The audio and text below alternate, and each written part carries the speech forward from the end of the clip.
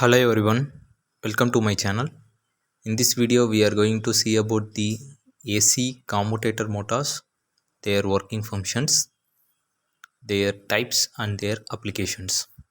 So normally a AC commutator motor is a advanced type of motor to overcome some of the restrictions in a induction motor. So it works on a principle of electromagnetic induction. Basically, when the supply current reverse, both the magnetic field and the armature current are reversed. Thus, the torque remains in the same direction. These motors are often called as a universal motors. Universal motor in the sense it can work in both AC and DC source. So, a AC commutator motor may be either a single phase or a polyphase, in the sense three phase or two phase. This type of AC motor utilizes the commutator and brushes assembly to supply the power to its rotor. So, such a electric motor have a wound type of rotor. Next type of commutator motors. Uh, there are four types: AC series motor, then AC compensated series motor, then repulsion motor, and next is your repulsion start induction run motor or a repulsion induction motor. So coming up to the first one, AC series motor. It is an electrical motor having a two types of winding, that is your stator winding known as a field winding and the rotor winding known as the armature winding. So the field winding carries the amount of current as the rotor winding. The brushes that supply current to the armature winding through the commutators are shorts the armature winding and act as a shorted transformer. So the brushes generates an arc that decreases with the increases in your speed, which means both the winding and the armature are connected in a series condition, and the brushes which responsible for your control of speed. Then why the series structure is used instead of shunt or parallel structure? Because when an electromagnet is used for a generating field, which means your magnetic field, the inductance of the field coil becomes larger than that of your armature. So if AC supply is applied to your field coil, its phase of current is lagged behind the armature. So the magnetic flux density becomes low when the current is conducted to the armature, and when it becomes high, the current to the armature is stopped.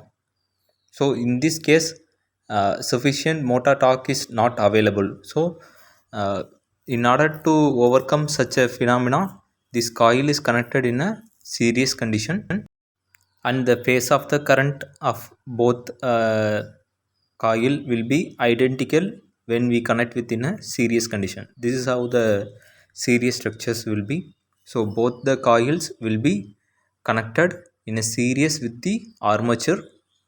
When all of them are connected in series means automatically your magnetic flux density will be in control. So this is the overall structure of your series compensated motor. So as I said, stator rotors and their shafts bearings will be inside your total motors.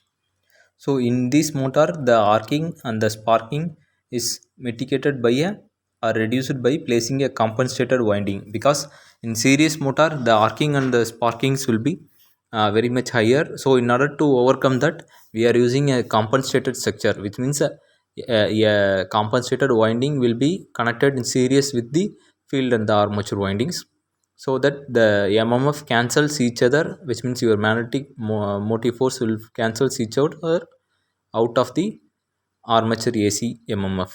So the compensated winding is added in the stator behind the field winding and armature winding in a series condition. So it is mainly used to eliminate the transformer effect that happens in your uncompensated series motors. So this is the overall structure of your compensated winding. So as I said, the field winding armature and the compensator winding, all of them will be connected in a series condition with the circuit, so that the arcing and sparkings will be reduced. This is a hand sketch diagram. Next, coming up to the repulsion motor. So the repulsion motor is a motor which uses the AC input for the field or a stator winding. The armature winding are connected to the commutators. The armature winding are shorted by using a pair of short brushes or a shorted brushes, so that there is no electrical connection between your field winding and your armature windings. So the rotor current is generated through an induction. The brushes are configured in such a way that it can be moved to change its angle with respect to their imaginary stator axis. The brushes plays a key role for your variation of your angle and speed control. For rotation, the brushes are slightly rotated at a 20 degree at either direction to the rotation of the motor.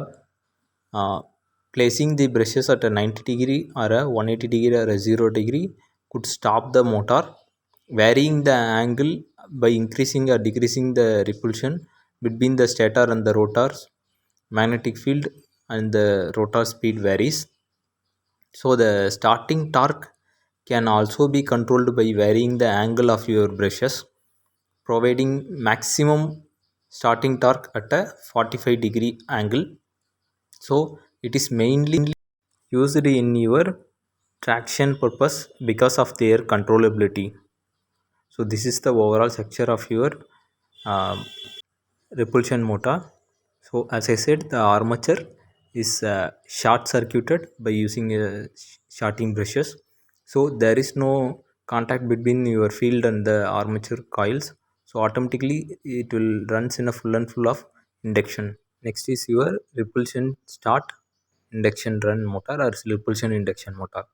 It is a modified version of your squirrel cage induction motor that uses the high starting torque, which means the starting torque of your repulsion start induction run motor is very much higher, which means 5 to 6 times higher than your normal squirrel cage induction motors, three phase motors. During the motor startup, a pair of shorted brushes is connected with the commutator in an angle such as in the repulsion motor. As like a repulsion motor structure, the same startings will be connected for your repulsion start induction run motor. Once the motor picks up its speed, the mechanism lifts the brushes and connect the bar together by a shorting the commutator to form a squirrel cage rotor. So once if the motor gets started means it will runs like an induction motor. So now we will see one small overall summary of your commutator types. So the single phase series motor is an attempt to build a motor like a DC commutator motor. The resulting motor is only a practical in a smallest size, which means small size of equipment like toys and other household things. We can use this single phase series motor. Then the addition of compensating winding in your compensated series motor overcomes the excessive commutator sparkings at a high speed. This motor provides more power than same small induction motors, but it is not a maintenance free. So we need to take care for your maintenance of your motor. Then it is possible to produce a small appliance motor powered by a AC and DC. This is known as your universal motor. Then the AC line is directly connected to the stator of your repulsion motor with the commutator shorted by your brushes, which is your repulsion motor. Retractable shorted brushes may start a wound rotor induction motor. This is known as your repulsion start induction motor. Hope you understand. I think so. These are all the basics of your AC commutator motors. See you next video. Have a nice day. நன்றி வணக்கம்.